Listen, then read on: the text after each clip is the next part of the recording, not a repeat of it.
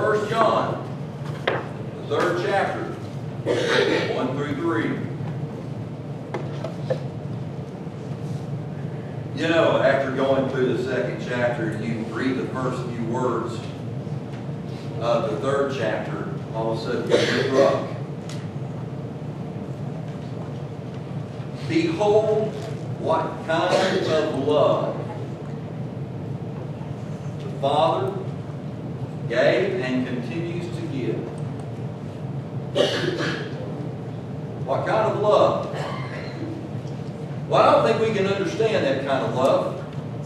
I don't think we know just how He can do and love us the way we treat Him. So as we go to the verse, the very first verse, it says, behold, what kind of love the Father gave and continues to give to us, so that we may have been called children of God, and we are. Because of this, the world is not knowing us, because it doeth not. There you go. That's a pretty profound verse. There's several sermons just in this verse alone. But the first thing we notice in this is it says, behold. Look at that. Look at that. You're trying to draw someone's attention to something that you feel is important or they need to see. And so he says, behold. What kind of love? Behold means that God wants us to see this love, and He is not ashamed to show His love. Behold it. Having mentioned just being born of Him, remember the last verse of the last chapter? John speaks in amazement of this kind of love. Therefore you are born of Him. And he's going, huh? What kind of love is it that you'll adopt us into your family? The kind of love that'll make us children of God. He wants us to look at it, pull it apart, and examine it. What kind of love does it take for Him to do this for us? To study it intently. Well, how do we receive this love? How do we get shown this up? Look what it says. He says, the Father gave. There is this awesome little thing in the Greek language called the perfect. He not only gave it one time, but his love that He gave continues to have effect even in our lives. It wasn't a one-time love offering to us. It's a love that just keeps on giving to us. He does not ever stop loving us. The word gave is kind of a lame word to put in there, and I probably should have found something else. But the word gave indicates more than just, I'm going to give you $1, I'm going to give you $1 or $2. What that word indicates is that He's lavishing gifts upon us. It's more than just a little bit. It's much more than we could ever desire or deserve. So He's lavishing His love upon us. And then it also speaks to the manner of His giving.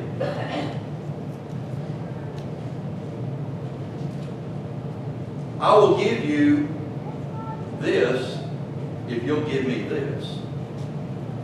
That's not really giving, is it? When you give something to somebody, you give it to them. It's theirs. You don't have to worry about it.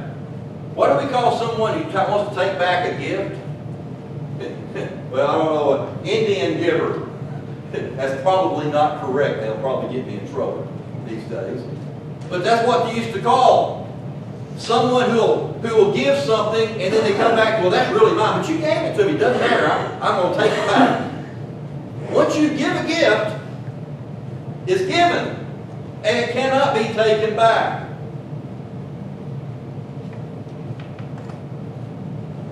I've been struggling how to figure out how to explain the depths of God's love to y'all because I can't really understand it myself. I'm going to pick on somebody. Dan, I can't help it. You're by yourself. I just feel like I got it. Dan, you've been driving by this intersection on University and Asher every day. You've just been driving by and you see this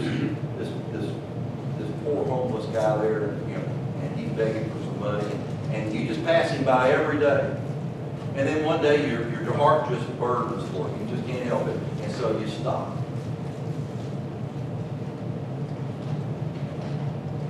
You could get a couple of bucks and say, have a great life. But no, Dan doesn't do that. Dan says, looks at him, and he's filthy, and he stinks, and he says, get in my car. And so he takes this man home with him, tells him to go take a shower, gets some clothes, feeds him a good meal, and he says, I've got a place out back. I've got a trailer out back. He says, I'll let you live there. I'll take care of you. Dan's a good guy, because I don't think I'd do that. Right? I mean, what? Now look, there's a difference between love and pity. You may feel sorry for him, and you may give him a couple of bucks out of pity. You may even take him home and wash him up and out of pity. But would you let him into your house? See, if you stop there, you're one of the greatest guys I ever knew. I'm serious. And I know you've done that. Now, that does not even compare to what God does for us. You see, Dan also comes and he says, you know what? I want to adopt you, legally take care of you, and I want you to become part of my family. I'd be telling Dan, Dan, don't do that. But that's exactly what God did for us. That's not pity. That's because He loved us. All the rest could say, you could say, well, you felt sorry for me. No. When you become a child of God, it's simply because, without pity, it's simply because He loved us. And the depths of that love, that's how we received His love. That still doesn't get it, does it? But you can see the extraordinary means that He took to make us. God could have said, all right, I'm going to help your life a little bit. I'm going to give you some money. I'm going to help you get, straightened out in life. But He did something much greater. He sent His Son to die for us so that we could become His family. Children of God. And that's the result of love. The greatness of love is shown that by it we are called children of God. As God looked down on lost humanity, He might have merely had a charitable compassion for us. A pity on our plight in life, both in this life and in eternity. But with mere pity, He might set forth a plan of salvation where man could be saved from hell. He could have set up a plan that we were saved from hell. But He went farther than that. He set up a plan where we become His children. Children of God. Who calls us children? Well, the Father does. The Father, 2 Corinthians 6:18, He says, I will be a father to you, and you shall be my sons and daughters, says the Lord Almighty. The Son does. In Hebrews 2:11, He says, He is not ashamed to call them brethren. The Spirit calls us children of God. The Spirit Himself bears witness with our spirit that we are children of God in Romans 8:16. We can picture someone trying to help or saving somebody, but not going as far as to make them part of the family. And that's what God has done. I can't imagine love of God and what He did for me, making me one of His children. Now, I want you to understand something. Contrary to a lot of folks, what they believe, what they say, not everyone's a child of God. You realize that we're just all God's children. Well, not in the sense that He's talking about here. Not legally adopted. You know whose child He says you are? Remember last week? You're a child of Satan. And you got adopted from the family of Satan into the family of God. I believe there's probably a difference in the way the families are. Don't you think? He says, we're not all God's children. And look in John 1:12. John 1:12. It says, but as many as received Him, to them He gave the right to become children of God, to those who believe in His name. You know, you've got to ask Him into your heart and your life. You've got to ask Him for salvation. You've got to trust and believe in Him and say, I want to be part of your family. And God will do that. And if you don't do that, you are not part of His family. It's not, you're not legally adopted into it.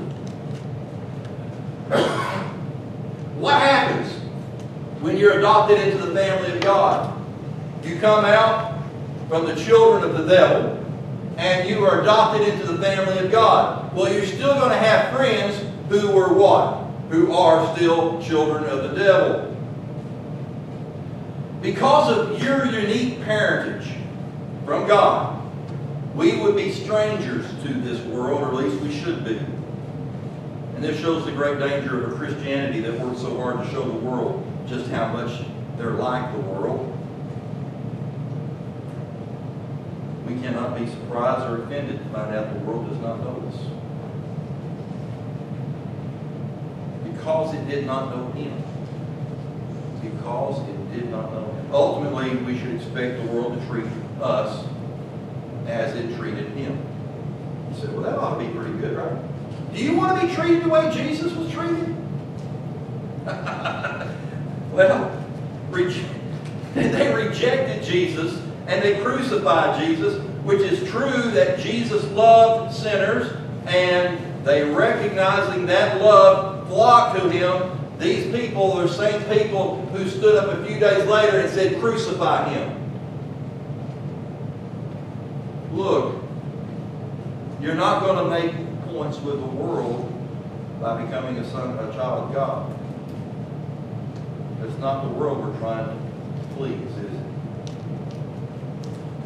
Let's look in verse 2.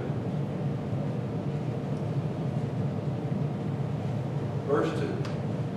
Beloved, we are now children of God, and it was not yet revealed what we will be.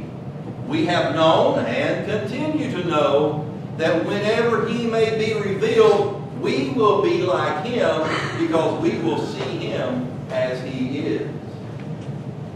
You figure that out? What is He saying? Well, if you're not really into it here, you understanding it, it could be a bunch of mumbo jumbo. Let's just take it. What are we now? We are now, at this present time, children of God. That's our designation. That's who we are. Now, by the way, if you think chapter 2 was written to confirm salvation instead of fellowship, then John's got a problem in his letter. Because he says, he's writing to these folks and he says, we are now children of God. And the problem with that is, if you believe you can lose your salvation, then what he's saying here doesn't make sense. He says, those people he's writing to now, he says, we are now children of God. And our present standing is plain. We can know and have an assurance that we are indeed among the children of God. If you're truly saved, you're saved. If you're a child of God, you're a child of God. You can never become a child of Satan again. Romans 8:16 tells us, the Spirit Himself bears witness with our spirit that we are children of God. We know. God knows. But that's not the problem. What are we going to be? It has not been yet revealed what we shall be. Even though our present standing is plain, we're children of God. Well, our future destiny is kind of clouded. We do not know what kind of in detail, we'd like, what we're going to be one day. I worry about those folks who, when they think about their future, and as far as they can go is that coffin, laying there in the coffin. If that's as far as you can go with your future, what a sad existence. So what will I be one day? I'm a child of God now, but what will I be one day? What has not been revealed to us, what we are does not now appear to the world. What we shall be does not yet appear to us. I don't know. If you're going to ask me questions about what we're going to look like, how we're going to be, are we going to have wings? Probably not. We're not going to be angels. So, I don't know. I don't have all the details. But all I know is that we can't even imagine what we will be like in glory. But it says here, we're not completely left in the dark, because he says here he will be revealed to us. When Jesus is revealed to us, either by His coming or our coming to Him, it says we shall be like Him. We shall be like Him. Don't you want to be like Jesus? Don't you? I mean, seriously. If you don't want to be like Jesus, then you probably got a heart problem. You probably don't really know Him if you don't want to be like Him. God's ultimate goal in our lives is to make us be like Jesus. And here John actually speaks of the fulfillment of that. One day we will be like Him. Are you like Him now? Are you like Jesus now? Probably not. No, I'll take it. No, you're not. Just put it like that. You're not like Him. I'm not like Him. Do I want to be? Yeah. One day, we will be like Him. We'll still be ourselves, but our character and nature will be perfected into the image of Jesus' perfection. We'll not be clones of Jesus. We will still have our personality. We will still have the things that will be recognizable to others. We will be who we are in this life, except sinless, spotless, perfect. When it says we shall be like Him, this reminds us that even though we grow into the image of Jesus now, we have a long ways to go. None of us will be finished with that journey to be like Jesus until we actually see Jesus. And then, and only then, shall we truly be like Him. And we shall see Him as He is. Do y'all know what Jesus looks like? Well, I saw a painting one time. And I've seen some movies. We're not talking about whether what his physical features. We're going to be like Him in character. How do we know about His character? Well, we don't know exactly. We know what the Bible tells us, and we know some of, well, let me just put it like this. 1 Corinthians 13:12. For now we see in a mirror dimly, but then face to face. Now I know in part, but then I shall know just as I also am known. Mirror dimly. Did y'all look in a mirror this morning? They got some highfalutin mirrors out there, the lights and stuff, and magnifying. I bought Miss Terry one last year for Christmas, and put that thing up there, and I started looking at, I turned it on to magnify and looked at my face, and I go, ah! In detail. I mean, it was like, oh, that is horrible. And so, you know, so that's not the kind of mirror they're talking about. Back in the first century, what kind of mirror did they have? Well, they'd take they'd polish up some metal. Have you ever looked yourself in a bumper? You're distorted. Let's put it like that. If you can see anything, you're distorted. And so you're not seeing it. The image is there, and you might be able to tell who it is, but it's just all kinds of distorted. It's the only way that they could see. And so when Paul says, for we see in a mirror, he's not talking about the mirrors we have today. He is talking about one of those kind of polished mirrors where you don't see everything quite right. When it's warped and distorted. Today, the image is clear. That those are made out of polished metal. Can't be seen. We shall see Jesus in a dim, unclear way. But one day, when we stand with Him, to Him face to face, we will see Him with perfect clarity. All those questions, the answer. We'll know who Jesus is. We'll know that He's real. We'll know His characteristics. And we'll know that we're going to be like Him. What do you think the greatest thing in heaven is going to be to see? Is it the streets of gold? Actually, that's just pavement there. Some asphalt, if you will. Is it streets of gold? Is it going to be your friends and your loved ones that have passed on before? Is that going to be your greatest thing? Let me tell you.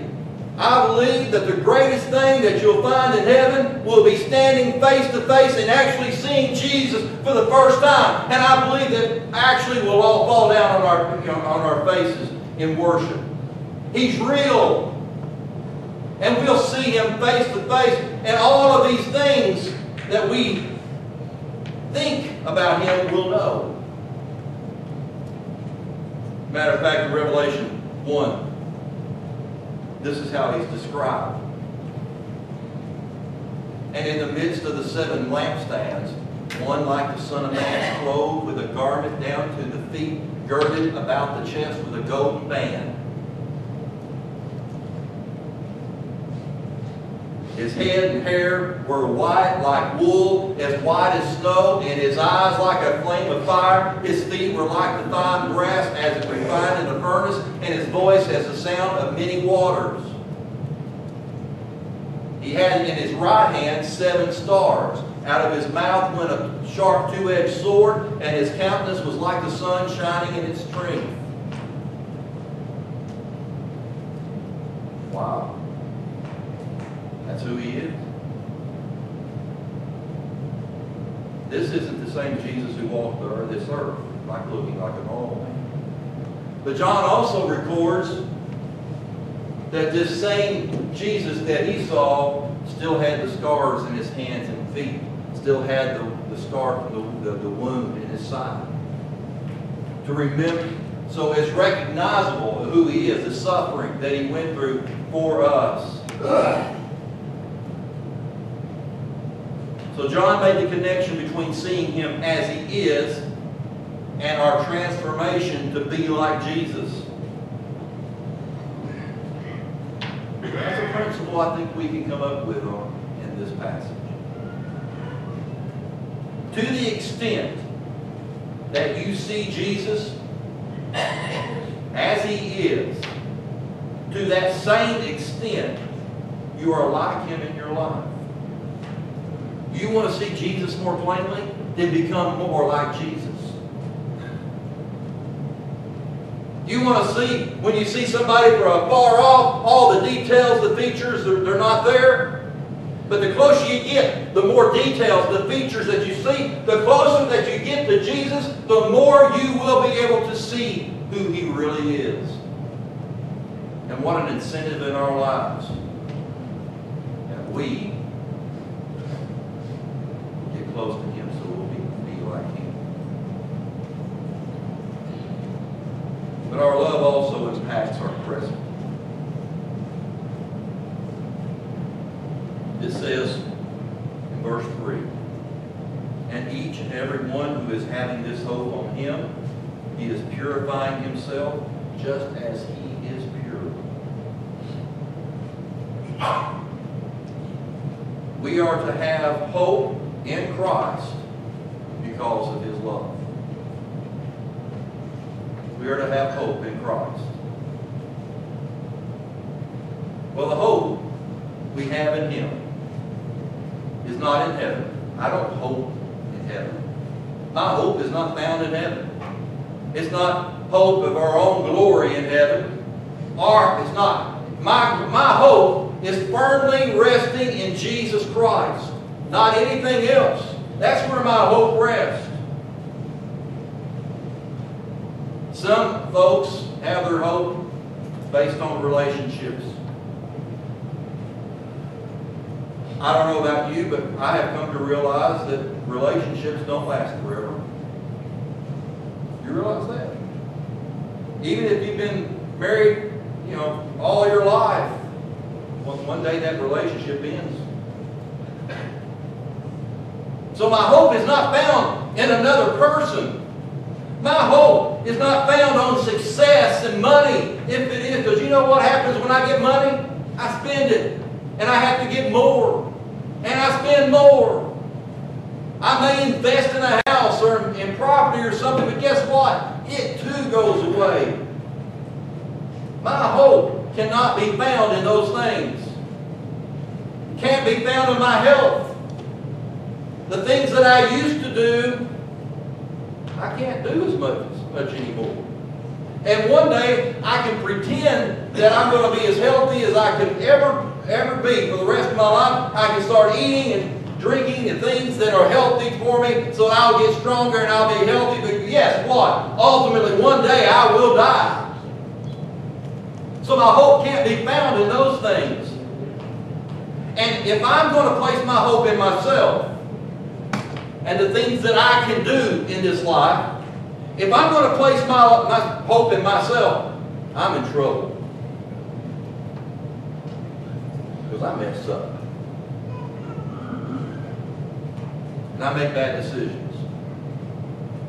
And sometimes I do bad things. Yeah, I can say it. You do too.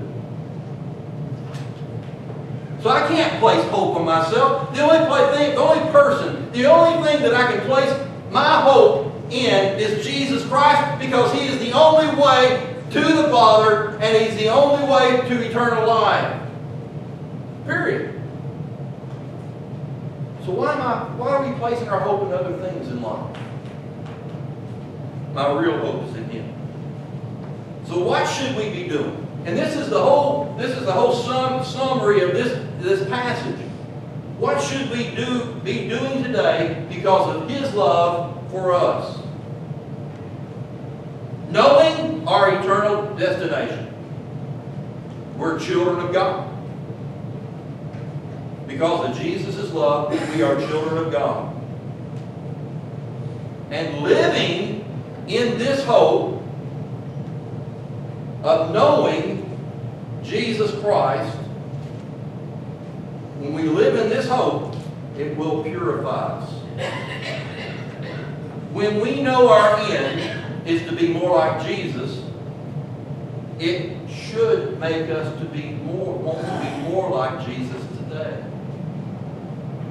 You get it? having the anticipation of being with Jesus, of the soon coming of Jesus Christ, it can have a marvelously purifying effect on our lives. It makes us want to be ready. To be serving Him now. To be pleasing Him now. It should not have the opposite effect. We should be wanting to please God, not wanting to please the world.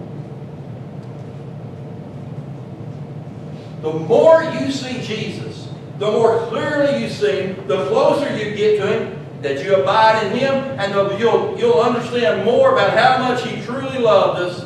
You'll want to do something good for Him. You want to please Him. There are some people in life that they've been good to.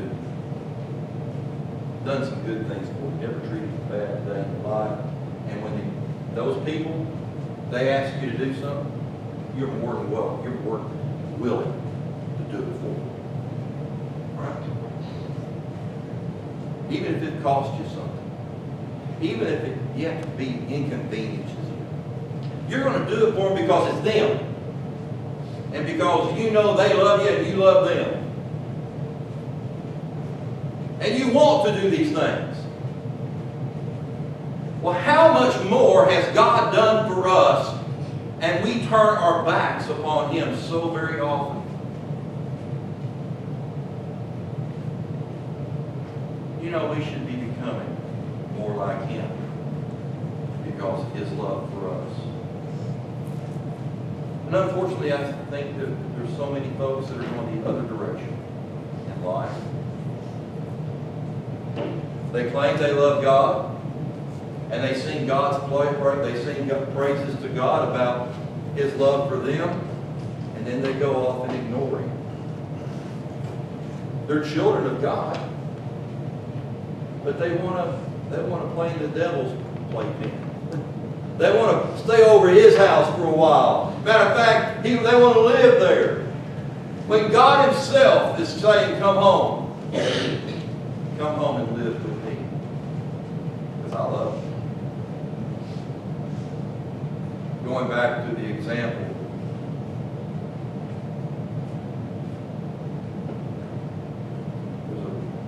There's a book in the Old Testament. Hosea. He was told to marry a prostitute as an example. They had kids, and she did what prostitutes do, and she went off and committed adultery.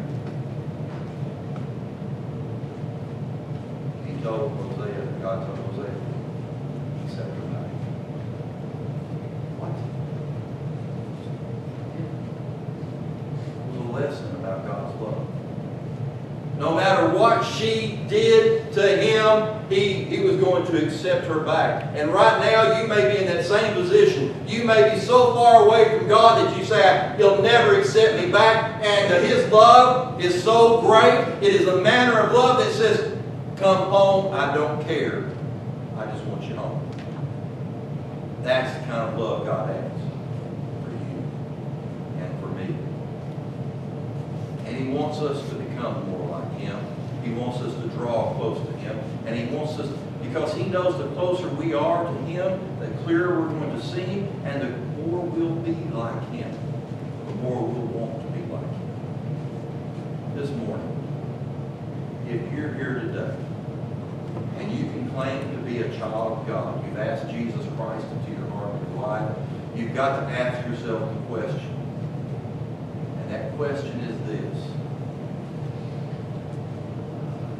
Why are we looking for Him? Why are we trying to draw closer to Him? Can we sing clearly?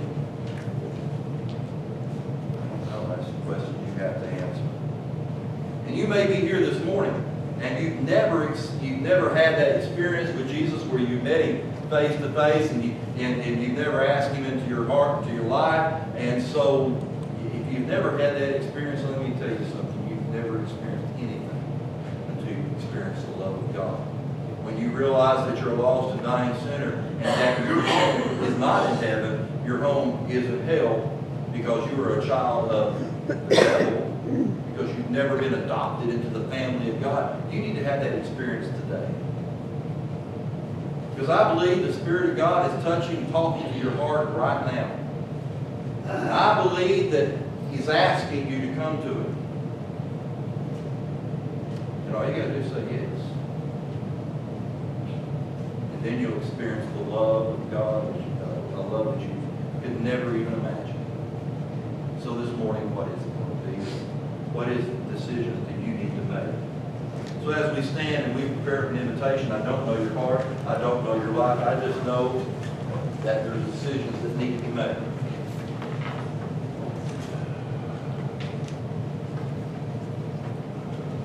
Behold, what manner of love He hath so richly bestowed upon us, and continues